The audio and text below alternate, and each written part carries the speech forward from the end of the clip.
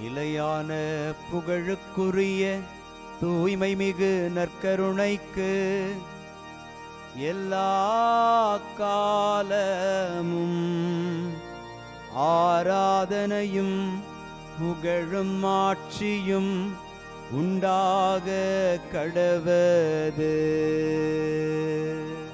நிலையான புகழுக்குரிய தூய்மை மிகு நற்கருணைக்கு எல்லா காலமும் ஆராதனையும் புகழும் ஆட்சியும் உண்டாக கடவது. நிலையான புகழுக்குரிய தூய்மை மிகு நற்கருணைக்கு எல்லா காலமும் ஆராதனையும் புகழும் ஆட்சியும் உண்டாக கடவது.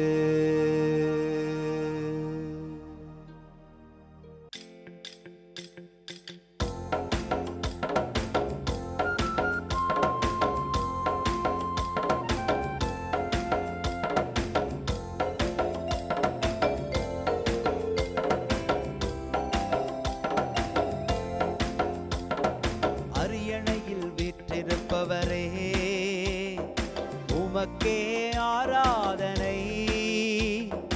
ஆட்டுக்குட்டியானவரே, உமக்கே ஆராதனை.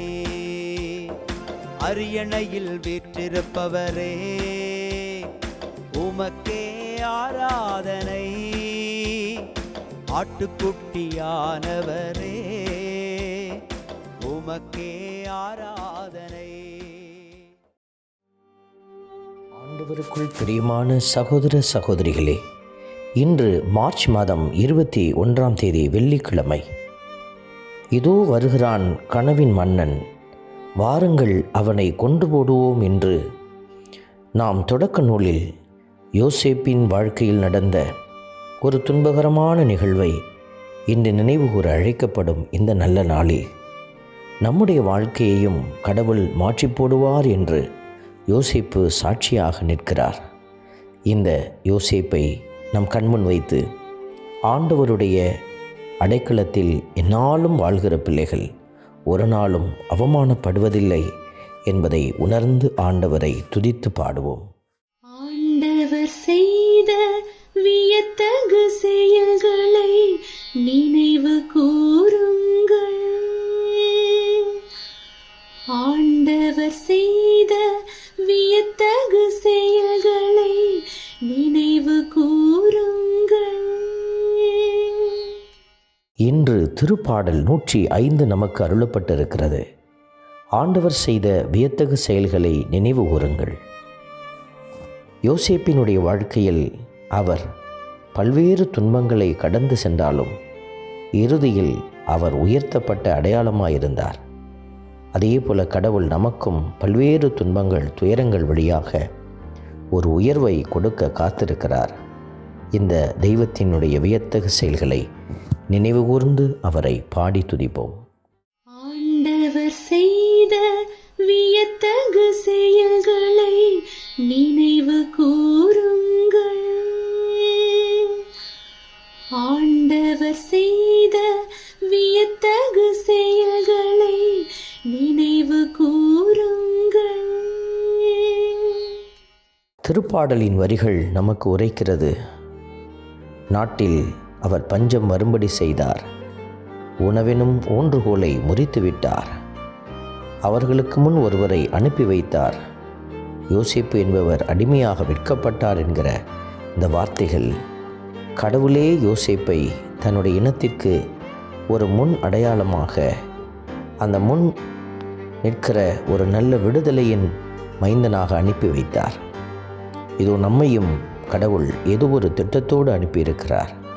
இந்த நல்ல ஆசீர்வாதமான அழைப்பை உணர்ந்து செயல்பட மன்றாடி ஜெபிப்போம். ஆண்டவர் செய்த வியத்தகு செயல்களை நினைவு கூறுங்கள். ஆண்டவர் செய்த வியத்தகு செயல்களை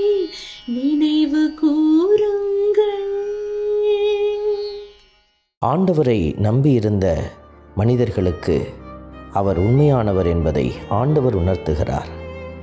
நாம் உண்மையுள்ள பிள்ளைகளாக இருக்கிற பொழுது கடவுளே நம்முடைய உண்மைத்தன்மையை உலகறியச் செய்கிறார். ஆண்டவர் உங்களுடைய உண்மையை, உங்களுடைய நீதியை அறிந்து இருக்கிறார். ஆகவே அவரை புகழ்ந்து பாடி ஆராதிப்போம். ஆண்டவர் செய்த வியத்தகு செயல்களை நினைவு கூறுங்கள். ஆண்டவர் செய்த வியத்தகு செயல்களை நினைவு கூறுங்கள். அன்பின் பரமபிதாவே, நன்றியோடு உம்மை துதிக்கிறோம், உம்மை ஸ்தோத்தரிக்கிறோம், உம்மை ஆராதிக்கிறோம், நன்றி செலுத்துகிறோம். ஆண்டவரே, உம்முடைய இரக்கத்தினால் எங்களை நிறைவாக்கி இருக்கிறீர். அன்று யோசேப்பை உம்முடைய திட்டங்களுக்கு நல்ல அடையாளமாக மாற்றி தந்தீர். உடைமைகளுக்கெல்லாம் பொறுப்பாளராக அவரை ஏற்படுத்தினீர். அதே போல் நாங்களும் உம்முடைய இரக்கத்தில் பயணிக்கிறோம். உம்முடைய திட்டங்களுக்கு நாங்களும் பொறுப்பாளர்களாக இருக்கிறோம் என்பதை உணர்ந்து பயணிக்க ஆற்றலும் பலனும் தந்தரலும். ஆமென். எல்லாம் வல்ல இறைவன், தந்தை, மகன், தூய ஆவியார் உங்களையும் உங்கள் குடும்பத்தையும் நிறைவாய் ஆசீர்வதிப்பாராக. ஆமென்.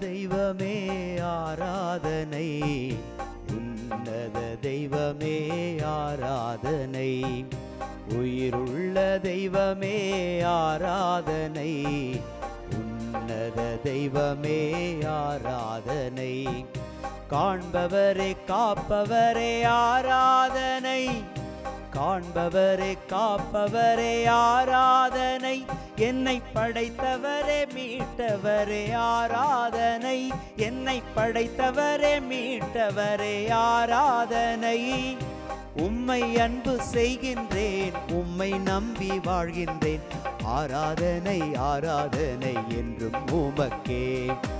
உம்மை அன்பு செய்கின்றேன், உம்மை நம்பி வாழ்கின்றேன், ஆராதனை ஆராதனை என்றும் உமக்கே.